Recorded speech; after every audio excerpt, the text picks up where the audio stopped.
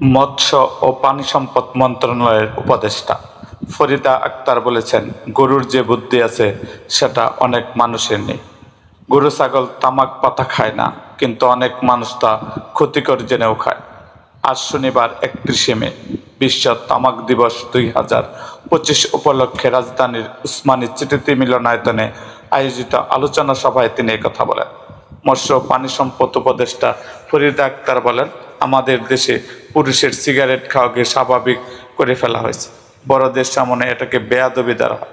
বর্তমানে এই সিগারেটটা তো বৈধ করে ফেলা হয়েছে, এমনভাবে উপস্থাপন করে যেন বাংলাদেশ সরকার তামাক কোম্পানির টাকায় চলে। এটা ভুল তথ্য। আমাদের সরকার জনগণের টাকায় চলে। দেশের তরুণেরা তামাক কোম্পানির ধ্বংসযুদ্ধ রুখে দেবে এমন আশাবাদ ব্যক্ত করে মৎস্য উপদেষ্টা বলেন, সেই তরুণরা এত বড় সরকার হটেছে, তাদের টার্গেট করে তামাক কোম্পানিগুলো বাংলাদেশে ব্যবসা করবে, এটা হবে না। তিনি বলেন, এই তামাক কোম্পানিগুলো তামাক চাষের জন্য নদীর পার বেছে নেয়, এতে মাছের প্রজনন কমছে, গরু পালনও ক্ষতিগ্রস্ত হচ্ছে, মানুষের প্রজনন তো ক্ষতিগ্রস্ত হয়ে।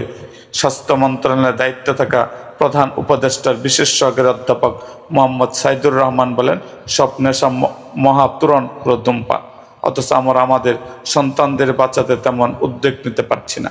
তিনি বলেন, ধূমপান বিরোধী লড়াইয়ের মূল ভূমিকা শিক্ষা মন্ত্রণালয়। আমাদের শিক্ষা ব্যবস্থা বা পরীক্ষা এই তামাক নিয়ে কোনো প্রশ্ন নেই, পাঠ্যপুস্তকে একটা প্যারাগ্রাফও নেই, এটা দুঃখজনক। স্বাস্থ্য সচিব মোহাম্মদ সাইদুর রহমানের সভাপতিত্বে আলোচনা সভায় প্রধান অতিথি ছিলেন নূরজাহান বেগম।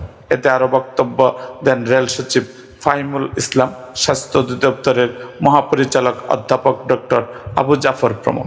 এরকম আরও ভিডিও পেতে আমাদের মুক্তাগাছার ইতিহাস মিডিয়া ইউটিউব চ্যানেলটিকে সাবস্ক্রাইব করুন এবং পাশে থাকা বেল আইকনটি বাজিয়ে দিন।